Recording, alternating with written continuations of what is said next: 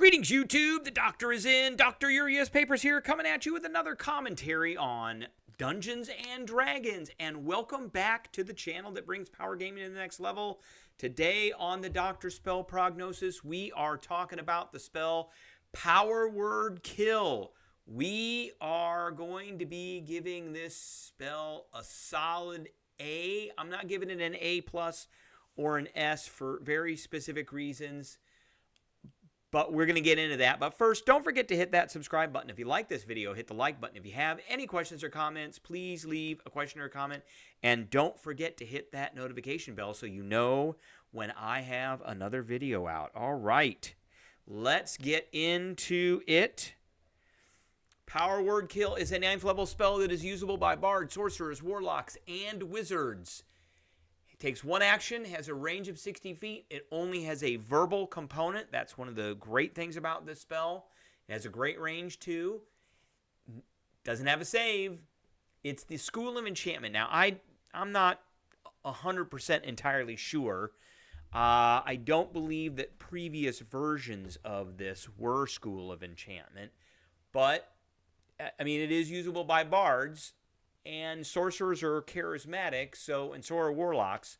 So it could be that. But they have pretty much, for the most part, stuck to their guns on what, this was in things like Advanced Dungeons and Dragons.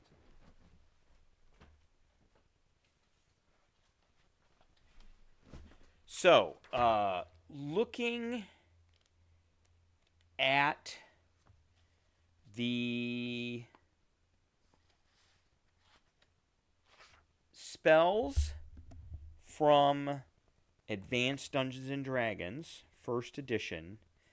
There weren't really schools of magic per se at the time.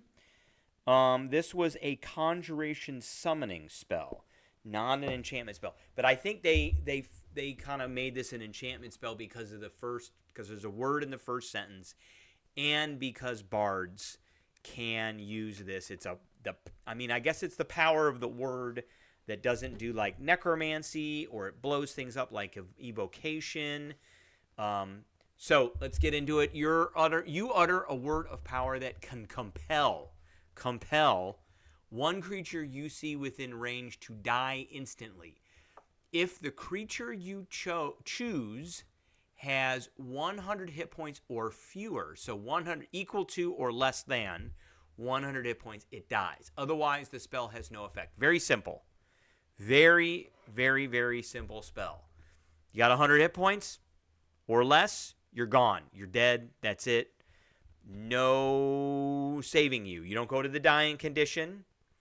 You are dead, which means you need a Revivify or a Raise Dead or a Resurrection. This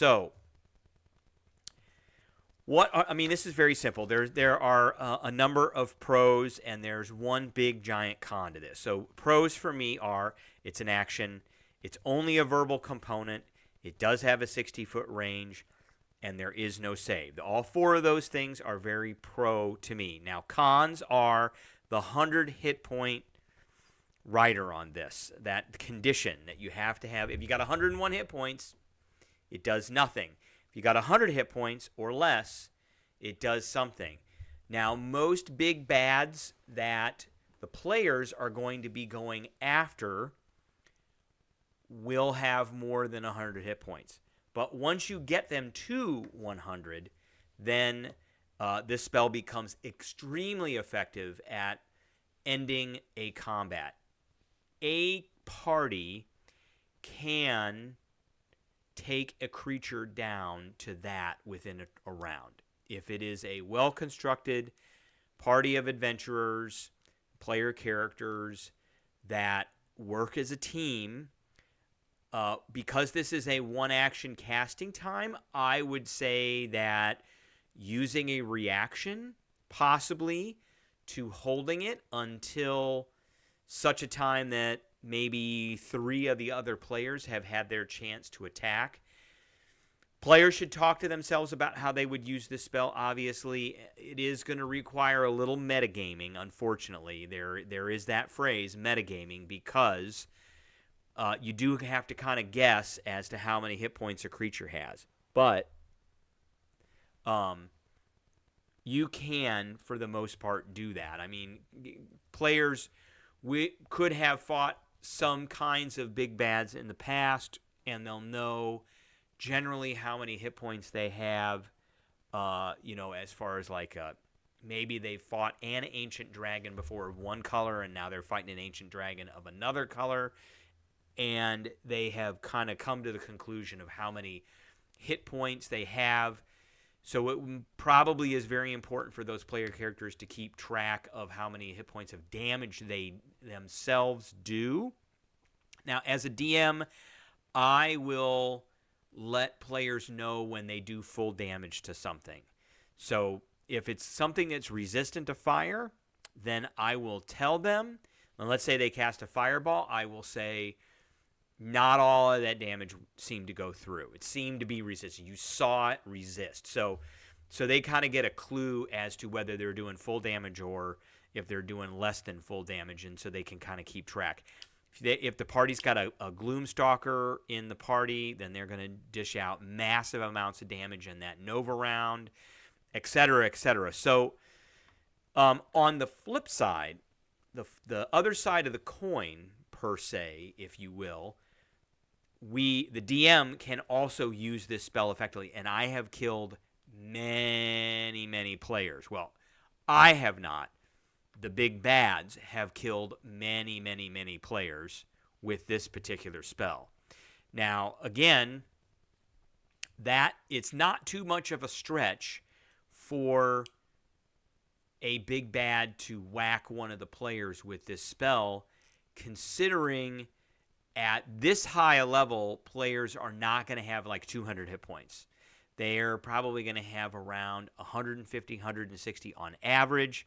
Maybe there's a barbarian who's coming close to 200 or a fighter. But for the most part, everybody else is going to have around 150. So you have to kind of whittle that down just a bit. And I'm going to point one creature out because I've run Tomb of Annihilation now 3 times.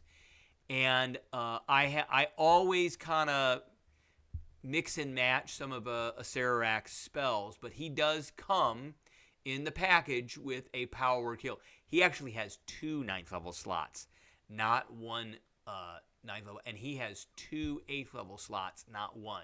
So he is particularly effective at those spells. But one thing he can do is he has this legendary action called At Will Spell, and it's 1 action. Acererak casts one of his At Will spells. Now, you'll notice here that his 3rd level, 2nd level, 1st level, and cantrips are all at will. And I have replayed, because this doesn't make any sense to me, and this does, but this makes no sense to me at all. So I kind of understand it goes with this flavor, but I have replaced it with Fireball or Lightning Bolt. And so he will fireball the party ad nauseum to the point where he does quite a bit of damage at the end of 3 times per round, because he gets 3 legendary actions per round. He's blasting out a fireball, and then he can pick one of the weaker characters off, like the cleric, or which one time I actually failed to use this. I think the cleric had like 110 hit points at the time. I didn't know, but that is the thing. And the cleric was like, "Yes, I have more than 100 hit points," so it didn't work. But I have used this in the past on a wizard. And I can't remember, I think it was another wizard character where they just came in, got fireballed a bunch of times, and then blammo, gone. So he can use these out of turn, these fireballs, and then whittle hit points down to the point where he can use a power word kill. Again, a very effective spell for both players and DMs. It can change a combat dramatically, especially if the players just lay it out. Once they get a big bad down to 100 hit points or 99 hit points, then the combat ends right there with this spell. Whereas taking out one of the clerics in the party, that's a big deal. That's a really big deal. Taking out the major healer is a really big deal. And, the big bad wants to do something like that. And the players have to kind of figure things out from there. All right, that is what I have for everybody today. I appreciate everybody tuning in. And I will catch everybody later.